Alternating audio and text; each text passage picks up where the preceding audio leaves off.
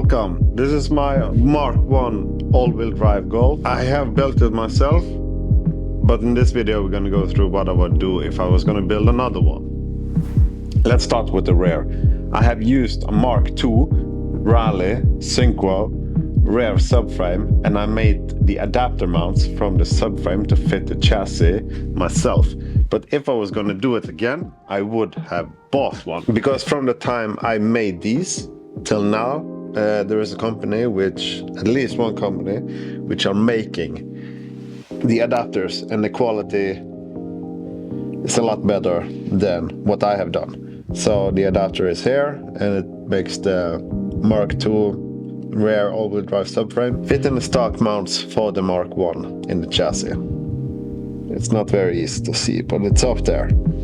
So from this company, it's just better quality. It's CNC and such. So that's the number one thing I would do differently. Number two is... oh, fuck.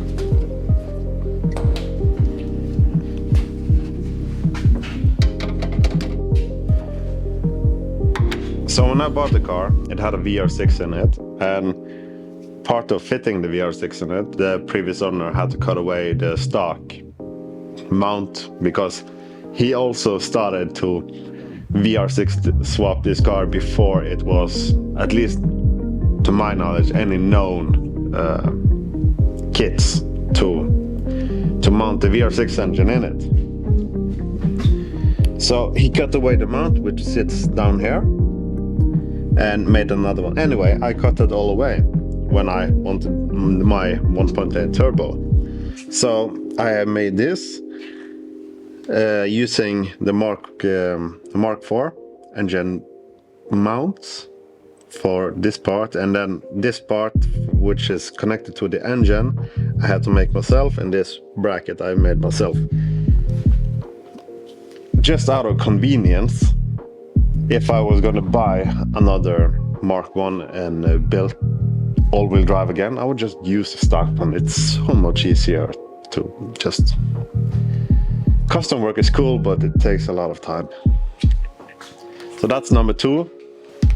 Number three, we can also see from the engine bay. So you have to also raise the tunnel to make room for the axle. And I have done that, but what I would do different the next time is I would make the tunnel higher from approximately where the dash is and then till the bulkhead. That makes it easier for the exhaust to go under the car. It makes it easier if you want to remove the drive shaft, take out the engine, for example, or gearbox, then you have to remove this drive shaft. So that's what I would do. You see the red things in here. The drive shaft is the one in the middle here. So I would raise the tunnel so it's much higher, at least, yeah, 5-10 centimeters higher. So the tunnel would go straight and then have an angle upwards. It would make it so this heater would probably not fit, but I would rather have a higher tunnel than to have this heater in there. I would just put another electrical or whatever. So on to the next. The next one has to do not with the wheels, but I have coilovers from KW. It's V3. I don't know if they have this line of coilovers, but it says V3 Racing Competition, and they were custom made for this specific car. I sent in the weight and such. And they asked me if I wanted the part on the coilover which fits the wheel housing, if they wanted to make it so it fits the Mk1 size or the Mk2 size. I said Mk1, but I would, if I was gonna do it again, I would have made it so it fits the Mk2. The reason I said Mk1 is because I had modified the wheel housing where it meets bolts to the coilovers. I have got it machined down from 26 millimeters to 20, because 20 is Mark 1 and 26 is Mark 2 and 3. I think it's Mark 3 also.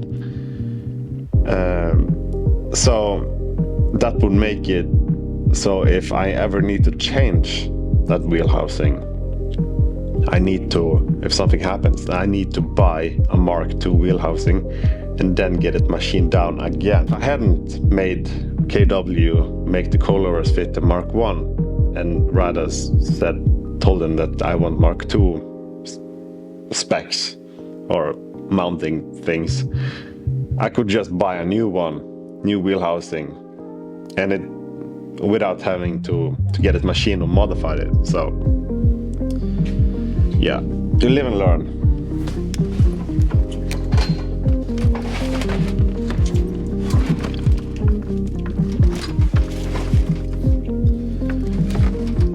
So this is the wheel housing Mark 1 GTI, and the distance between here and here is 20. And I think this is from a Mark II or I think this is a Mark 3. And the distance between here and here is 26. So yeah. So this is my ECU.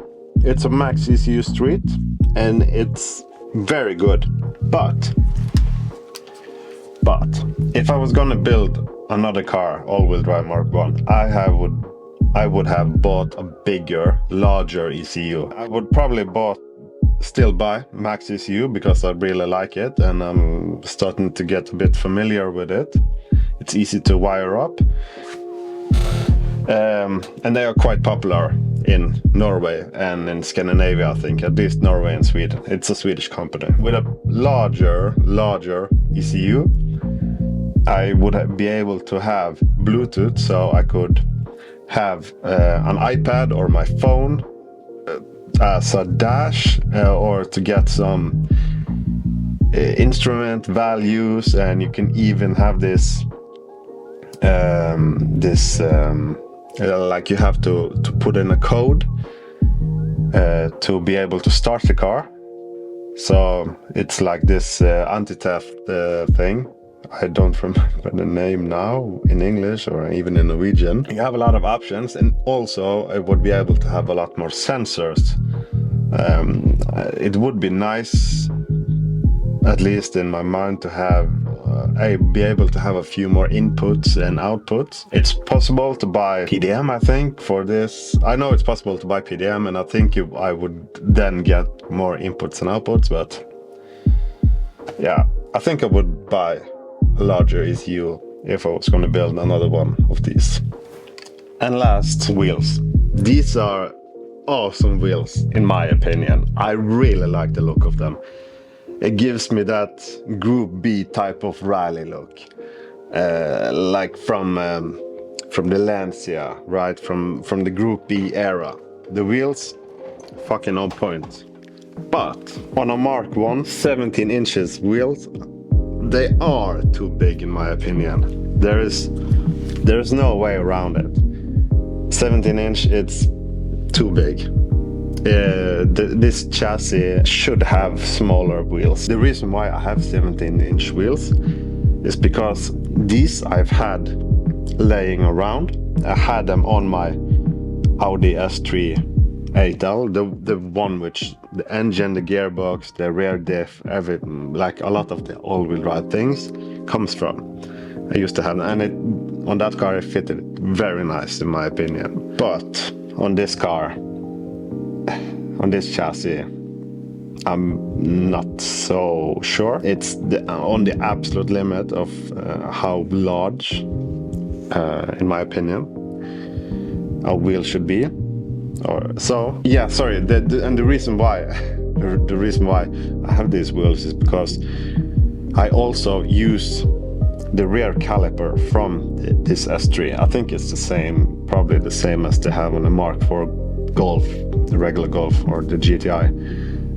And this caliper is a huge, it's just very large, and it especially from the kind of the brake disc and outwards, it just takes up a lot of space. You need to have, I think it's possible to find 16-inch wheels, which has room enough inside so you can fit it over this caliper. But I tried with a few 16-inch wheels, which I borrowed from some friends just to test, and yeah, I'm quite sure it's possible. So what I would do if I was going to build another, and I think maybe I will do it to this one.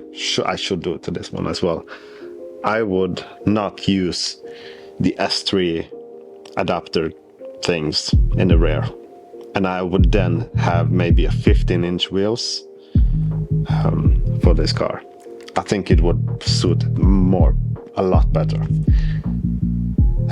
The reason I bought this S3 thing is because to find parts for the rear subframe, the synchro rear subframe, is not getting easier, it's getting harder and harder. What I was missing was these caliper brackets for the rear. I found someone finally, when I felt like I've been searching all the internet in the West and Europe and United States. I finally found some in Germany, and the price was 200 euros. And that's the same price as buying the fully adapter kit from Epitech to get the S3 rear caliper mounted. I think actually it could be that the S3 could have been a bit cheaper, but that's the reason why I went with this setup. I still think the wheels looks very cool on this car. They are just too large in my opinion. So yeah, if you want to know more about Mark 1 and building a Mark 1 and such, I have made, I would say, quite detailed video on every step I took to make this all-wheel drive. You don't have to do it that way, the way I did it. There's no right or wrong way to do this. I just sometimes get questions from people on how I did things, so I'm not trying to gatekeep. So yeah, thank you for watching, bye.